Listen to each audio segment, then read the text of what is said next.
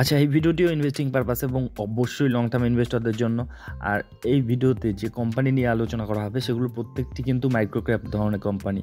তো এই ধরনের কোম্পানিতে কী ধরনের রিস্ক থাকে সেটা আর বলার অপেক্ষা রাখে না।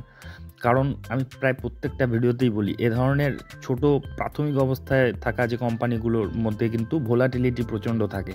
এগুলো যেমন আপনাকে 1 বছরে টাকা 5 গুণও করে দিতে পারে, তেমনি 1 সপ্তাহে টাকা আপনার অর্ধেকও করে দিতে পারে। মানে এরকমই ভোলাটাইল এই স্টকগুলো থাকে। প্রাথমিক অবস্থায় যে কোনো স্টকই এরকম থাকে। এগুলো রিস্কি স্টক, মাইক্রো ক্যাপ ধরনের স্টক। আর সেজন্যই যারা আর কি অভিজ্ঞ মার্কেটে আর কি, যারা রিস্ক ম্যানেজমেন্ট ঠিকঠাক রেখে বিজনেস করেন, তাদের জন্যই এই স্টকগুলো। আর তাও বলে রাখি আর কি, আমি যেগুলা বিশেষজ্ঞরা বলে, আমি প্রায়ই বলে থাকি এটা, যে একটা হেলদি পোর্টফোলিও হবে যেখানে লার্জ ক্যাপ কোম্পানি থাকবে হচ্ছে 60%, 30% থাকবে মিড ক্যাপ কোম্পানি, আর 10% এসব যে স্মল ক্যাপ মাইক্রো ক্যাপ ধরনের কোম্পানি কিন্তু থাকতে পারে। তো এক্ষেত্রে এই কোম্পানিগুলো কিন্তু এই 10%-এর মধ্যে যাবে। তো যাই হোক, এই কোম্পানিগুলোকে আর কি আপনারা বিবেচনার মধ্যে রাখতে পারেন, কারণ এদের কিন্তু বিজনেসে গ্রোথ রয়েছে। তো এ ধরনের কোম্পানি যদি ভবিষ্যতে এদের যে গ্রোথটা যেভাবে চলছে সেভাবে ধরে রাখতে পারে, তবে কিন্তু এ ধরনের কোম্পানি ভবিষ্যতে বড় কোম্পানিতে পরিণত হতে পারে।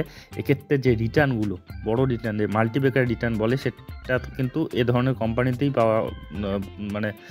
পাওয়া যেতে পারে।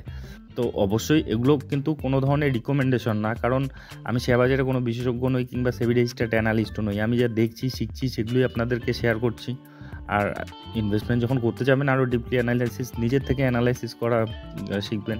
তো যাই হোক, চলে আসি এই কোম্পানিগুলোর পরিচয়ে।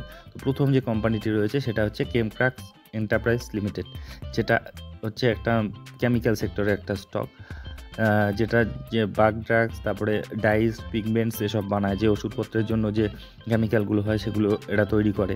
তো এই কোম্পানির আপনি রিটার্ন যদি দেখেন, গত 1 বছরে কোনো রিটার্ন দেয়নি বলেই চলে, মানে কারেকশন মোডেই রয়েছে গত 1 বছরে। আপনারা জানেন গোটা সেক্টরটাই কিন্তু এই কারেকশনে রয়েছে। আর এ ধরনের কোম্পানি, যে কোনো ধরনের কোম্পানি যখন কারেকশনে থাকে, সেটাই কিন্তু ইনভেস্টমেন্টের সময়, মানে ইনভেস্টমেন্টের সুযোগ্য সময় হয়। আর যখন মানে র্যালি দেওয়া শুরু করে বা চলতে থাকে, সেগুলো কিন্তু ধরা সবসময় রিস্কি। যেমন বর্তমানে যে রেলওয়ে সেক্টরটা রয়েছে, সেটা যে গতিতে রয়েছে, এই মুহূর্তে ঢোকাটাই কিন্তু রিস্কি। যে কোনো মুহূর্তে কিন্তু প্রফিট বুকিং হতে পারে। তো এক্ষেত্রে এই কোম্পানিটিও কিন্তু আপনি যদি লং টার্মের চার্টে দেখেন, সেখানে কিন্তু এখনও 30%-এর ওপরে কিন্তু কারেকশন রয়েছে অল টাইম হাই থেকে। আর শুধু কারেকশনটা দেখলেই হবে না, এর যে রিটার্নটা দেখুন, 5 বছরে 1188%, 5 বছরে টাকা 12 গুণ করে দিয়েছে। তো এই কারেকশনই যে যথেষ্ট কারেকশন, সেটা নাও হতে পারে, আরও বড় কারেকশনও আসতে পারে। কিন্তু অবশ্যই এর যে বিজনেসের উপরে নির্ভর করবে, এবং বিজনেস কিন্তু আপাতত তাদের যেটা চলছে সেটা কিন্তু ঠিকঠাকই চলছে। তাদের যদি আপনি সেলস প্রফিটেবিলিটি দেখেন, তার মধ্যে কিন্তু একটা গতি রয়েছে। দেখুন, তাদের বর্তমানে 14 কোটি, 15 কোটি এরকম কিন্তু প্রফিটেবিলিটি চলছে। তাদের সেলসও 95 কোটি। লং টার্মে এটার যে বেশি ডিটেলসে নেই আর কি এদের আপডেটগুলো। যদি আপনি ব্যালেন্স শিট দেখেন, সেখানে 52 কোটির এদের রিজার্ভ রয়েছে, সেখানে ঋণ রয়েছে অনেক কম, রয়েছে 16 কোটির মতো। 16 কোটির মধ্যে 12 কোটি লং টার্মে রয়েছে, তো অনেক বেশি তাদের রিজার্ভ রয়েছে। ব্যালেন্স শিট শক্তিশালী বলা যায় একটা ছোট কোম্পানি হিসাবে। শেয়ার হোল্ডিং প্যাটার্ন যদি দেখেন, এখানে এফআইডিএই এত ছোট কোম্পানিতে, এত রিস্ক কোম্পানিতে অত সহজে আসতে চায় না, এখানেও নেই। কিন্তু এখানে দেখুন, প্রোমোটার কিন্তু ভরে ভরে রয়েছে, 72.92% প্রোমোটার রয়েছে, আর বাকিটা রয়েছে পাবলিক। তো এই কোম্পানিটিকে আপনারা নজরের মধ্যে রাখতে পারেন। এর পরের যেটা কোম্পানি রয়েছে সেটা হচ্ছে পিরামিড টেকনোপ্লাস্ট লিমিটেড। তো এই কোম্পানি কিসের বিজনেস করে সেটা দেখে নিন। এরা যে বিজনেস করে, মানে এরা largest IBC manufacturer and supplier. দেখতে পাচ্ছেন যে প্লাস্টিকের ড্রামগুলো হয়, প্যাকেজিংয়ের যে বিভিন্ন ধরনের যে কন্টেইনারগুলো হয়, সেগুলো এরা তৈরি করে।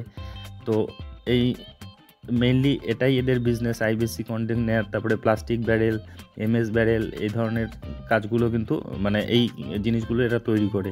এদের যদি ক্লায়েন্টগুলো দেখেন, এদের ক্লায়েন্টগুলো দেখলেই বুঝতে পারবেন কোন কোন সেক্টরে এরা সাপ্লাই দেয়।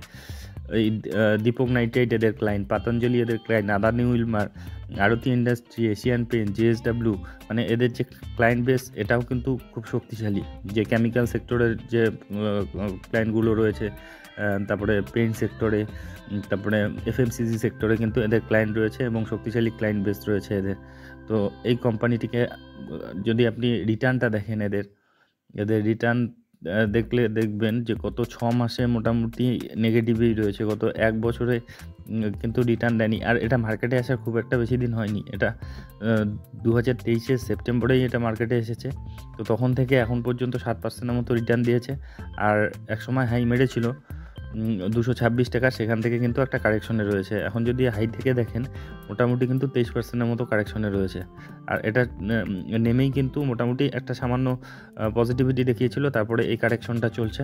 তো এই কোম্পানির যদি আপনি মেইন বিষয়গুলোতে দেখেন যে এদের ফান্ডামেন্টাল প্যারামিটার এবং বিজনেসগুলো, ফান্ডামেন্টাল প্যারামিটারে এদের মার্কেট ক্যাপিটাল 640 কোটি, প্রাইস আর্নিং রেশিও 21 রয়েছে, খুব সুন্দর প্রাইস আর্নিং রেশিও রয়েছে। রিটার্ন অন ইকুইটি দেখুন 34%-এর উপরে রয়েছে, বুক ভ্যালু 56 রয়েছে, আর বর্তমানে 174 টাকায় চলছে। ফেস ভ্যালু 10ই রয়েছে। ডিভিডেন্ড আপাতত কিন্তু দিচ্ছে না।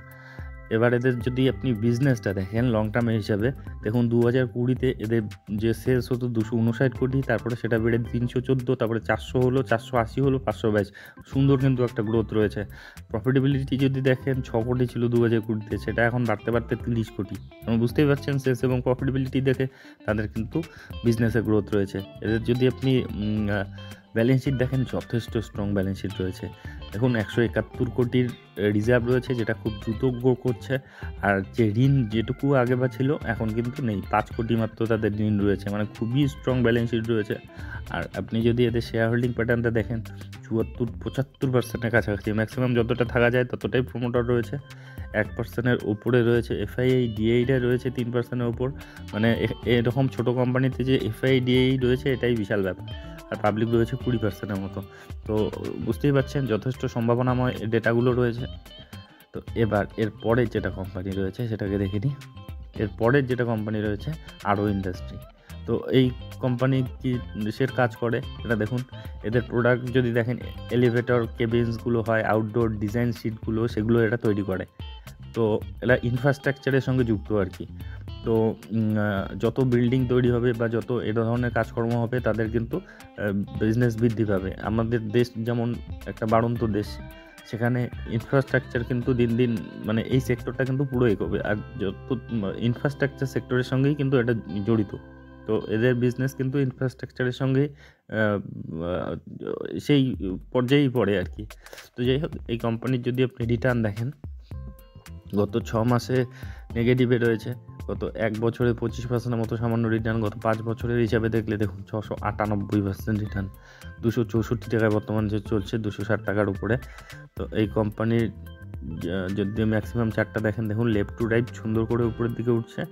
আর এখন আপাতত আর কি অল টাইম হাই থেকে 10-11%-এর মতো একটা কিন্তু সামান্য কারেকশনে রয়েছে। তো এই কোম্পানির যদি আপনি ফান্ডামেন্টাল প্যারামিটারগুলো দেখেন, মার্কেট ক্যাপিটাল 271 কোটি, প্রাইস আর্নিং রেশিও ঠিকঠাকই বলা চলে, 47%-এর মতো। রিটার্ন অন ইকুইটি 29%-এর উপর রয়েছে। বুক ভ্যালু 30 রয়েছে, বর্তমানে 259 টাকায়। ফেস ভ্যালু 10ই রয়েছে, আবার ডিভিডেন্ডও দিচ্ছে 0.40। এবার দেখুন এদের বিজনেসের অবস্থাটা কেমন চলছে। এদের যদি বিজনেস দেখেন লং টার্মের হিসাবে দেখে নিই, 2018-তে এটা এদের শেষ ছিল 11 কোটি, সেটা এখন 60 কোটি। মানে এই কয়েক বছরে কত গুণ বাড়িয়েছে দেখুন, 5 গুণ বাড়িয়ে দিয়েছে এই 5 বছরে। তো প্রত্যেক বছরই তাদের কিন্তু সেলসে গ্রোথ আসছে। প্রফিটেবিলিটিতেও তাই। 2018-তে লাখে তারা প্রফিট করতো, এখন 5.5 কোটি। তখন মানে 1 কোটিও ছিল না, তাদের 93 লাখের মতো ছিল, এখন সেটা 5.5 কোটি। সেলস প্রফিটেবিলিটিতে খুব সুন্দর গ্রোথ রয়েছে। এদের যদি আপনি ব্যালেন্স শিট দেখেন, ব্যালেন্স শিটে এদের রিজার্ভ রয়েছে 21 কোটি 85 লক্ষের মতো, আর ঋণ রয়েছে 19 কোটির মতো। ইদানিং ঋণটা বাড়িয়েছে, তো তবুও এটা শর্ট টার্মে ঋণ নেওয়া হয়েছে। লং টার্মে কিন্তু তেমন কিছু ঋণ নেই। 7.5 কোটির মতো এদের ঋণ রয়েছে, তার তুলনায় 21 কোটি তাদের রিজার্ভ রয়েছে। তো ঠিকঠাকই ধরা যায় এদের ব্যালেন্স শিট। এবার যদি এদের শেয়ার হোল্ডিং প্যাটার্নটা এখানে অ্যাভেলেবেল নেই, তো যাই হোক যথেষ্ট সম্ভাবনাময় এর যে ডেটাগুলো রয়েছে, তো এই কোম্পানিটিকে কিন্তু আপনারা অবশ্যই নজরের মধ্যে রাখতে পারেন। এর পরের যেটা কোম্পানি রয়েছে সেটা হচ্ছে আইসমেক রেফ্রিজারেশন লিমিটেড, যেটাকে আমি আগেও এটা নিয়ে কথা বলেছিলাম। তো এই কোম্পানি যদি আপনি দেখেন এটা কি বানায়, 1993 সাল থেকে এটা কাজ করছে। 2টি ম্যানুফ্যাকচারিং ফ্যাসিলিটি রয়েছে আহমেদাবাদ এবং তামিলনাড়ুতে। তারপরে বিজনেস অ্যাসোসিয়েট রয়েছে 65-র ওপরে রয়েছে, 20-টির উপর দেশে কিন্তু এরা বিজনেস করে, শুধু আমাদের দেশে না। আর এরা নাম শুনে বুঝতে পারছেন এরা কি বানায়, এরা কোল্ড স্টোরেজ, যে কোল্ড রুমগুলো হয়, স্টোরেজগুলো হয়, সেগুলো তৈরিতে এরা সহযোগিতা করে। কমার্শিয়াল রেফ্রিজারেশন এটা তৈরি করে, তারপরে ইন্ডাস্ট্রিয়াল রেফ্রিজারেশন, ট্রান্সপোর্ট রেফ্রিজারেশন, মোট কথা রেফ্রিজারেটর নিয়েই এটা কাজ, ছোটো বড়ো সব ধরনের রেফ্রিজারেটর কিন্তু এরা তৈরি করে। তো এখন যদি এদের আপনি রিটার্নটা দেখেন, গত 1 বছরে 92% মতো রিটার্ন, গত 5 বছরের হিসাবে দেখলে 620% রিটার্ন, কিন্তু এখনও কিন্তু তাদের অল টাইম হাই থেকে মোটামুটি কিন্তু 30% মতো কারেকশনে রয়েছে, যেটা 500 টাকায় বর্তমানে চলছে। তো এই কোম্পানির যদি আপনি ফান্ডামেন্টাল প্যারামিটারগুলো দেখেন, 795 কোটির market capital, price earning ratio 38 ঠিকঠাকই রয়েছে, রিটার্ন অন ইকুইটি 29%-এর উপরে রয়েছে, বুক ভ্যালু 55 রয়েছে, আর ফেস ভ্যালু 10 রয়েছে, আবার ডিভিডেন্ডও দিচ্ছে। খুব স্ট্রং ডাটা একটা ছোট কোম্পানি হিসেবে। এদের যদি আপনি প্রফিট লস মানে ব্যালেন্স শিট দেখেন, এখানে সেলস রয়েছে হচ্ছে 2018-তে যখন ছিল তখন 103 কোটি, সেটা এখন 352 কোটি। যদি প্রফিটেবিলিটি দেখেন, প্রফিট কিন্তু দিন দিন বাড়তে বাড়তে এখন 27 কোটি 28 কোটি এরকম, সেটা কিন্তু 2018-তে ছিল 10 কোটি, তারপরে 11 কোটি হলো, তারপরে 7 কোটি, মাঝখানে কমে গিয়েছিল কোভিড টাইমে, তারপরে আবার কিন্তু দিন দিন বাড়াচ্ছে তারা তাদের প্রফিটেবিলিটি। ব্যালেন্স শিট যদি দেখেন, 72 কোটি তাদের রিজার্ভ, আর ঋণ রয়েছে 27 কোটি, তাদের ঋণের চেয়ে অনেক বেশি রিজার্ভ রয়েছে, যথেষ্ট স্ট্রং ব্যালেন্স শিট। সঙ্গে শেয়ার হোল্ডিং প্যাটার্নটা এখানে অ্যাভেলেবেল নেই। তো যাই হোক, যে ডাটাগুলো রয়েছে সবই স্ট্রং ডাটা রয়েছে, তো এই কোম্পানিটিকে কিন্তু আমরা নজরের মধ্যে রাখতে পারেন।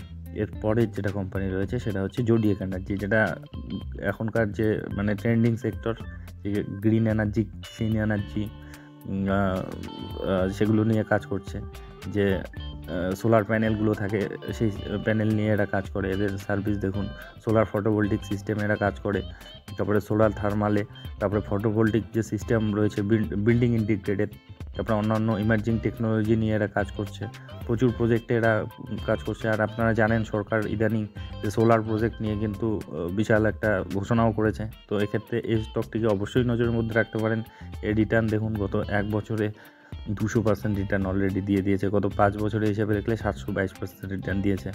তো এই কোম্পানিগুলো এরকমই, এদের যেহেতু একেবারে ছোটো অবস্থায় রয়েছে, প্রাথমিক অবস্থায় রয়েছে, গ্রোথের কিন্তু প্রচুর জায়গা রয়েছে, এরা খুব দ্রুত কিন্তু বড় রিটার্ন দিতে পারে। এর যদি আপনি বিজনেস দেখেন, ফান্ডামেন্টাল প্যারামিটারগুলোর মধ্যে মার্কেট ক্যাপিটাল 448 কোটি, প্রাইস আর্নিং রেশিও 65 রয়েছে, রিটার্ন অন ইকুইটি 8%-এর উপরে রয়েছে, বুক ভ্যালু 26 রয়েছে, ফেস ভ্যালু 10 রয়েছে। বিজনেসের যদি আপনি গ্রোথ দেখেন তবে দেখতে পারবেন এখানে সুন্দর গ্রোথ রয়েছে। 2018-তে এদের সেলস ছিল 38 কোটি, সেটা এখন বাড়তে 176 কোটি। আর প্রফিটেবিলিটি দেখুন, তখন ছিল 2 কোটি, এখন 7 কোটি বাড়তে। তো সেলস এবং প্রফিটেবিলিটি দেখলেই বোঝা যাচ্ছে তারা কিন্তু তাদের বিজনেস বাড়াচ্ছে। ব্যালেন্স শিট যদি দেখেন, 24 কোটি এদের রিজার্ভ রয়েছে, ঋণ রয়েছে 39 কোটির মতো। তো সেখানে 9 কোটি লং টার্মে আর বাকিটা শর্ট টার্মেই রয়েছে, তো ঠিকঠাকই রয়েছে বলা যায়। আর এদের শেয়ার হোল্ডিং প্যাটার্ন দেখলে 72 প্রায় 73%-এর কাছাকাছি প্রমোটার রয়েছে, আর পাবলিক রয়েছে 27%-এর মতো। তো ওভারঅল আর কি যা ডেটাগুলো কিন্তু সবগুলোই মানে একটা সম্ভাবনাময় কোম্পানির কিন্তু ইন্ডিকেট করে। তো যে কটা কোম্পানি নিয়ে আলোচনা করা হলো, প্রত্যেকটি কিন্তু তাদের যে ডেটাগুলো রয়েছে, তাদের যে সেলস, প্রফিটেবিলিটি, তাদের বিজনেস কিন্তু দিন দিন তারা বৃদ্ধি করছে। এরকমই গ্রোথ যদি তারা ঠিকঠাক ধরে রাখতে পারে, তবে কিন্তু একসময় এই কোম্পানিগুলো বড় কোম্পানিতে পরিণত হতে পারে, সেক্ষেত্রে রিটার্নও কিন্তু সেরকম হতে পারে। তো অবশ্যই মাথায় রাখবেন, এগুলো একেবারে স্মল ক্যাপ ছোটো ধরনের কোম্পানি, সেক্ষেত্রে কিন্তু রিস্ক প্রচণ্ড থেকে যায়, যেটা প্রথমেই বললাম। সেই রিস্ক ম্যানেজমেন্ট ঠিকঠাক রেখে তবেই কিন্তু এই কোম্পানিগুলোতে যাবেন। তো যাই হোক, এ ধরনের ভিডিও যদি আপনাদের উপকারে লেগে থাকে তবে অবশ্যই চ্যানেলটি সাবস্ক্রাইব করে রাখবেন। আর ভিডিওটি শেষ পর্যন্ত দেখার জন্য ধন্যবাদ।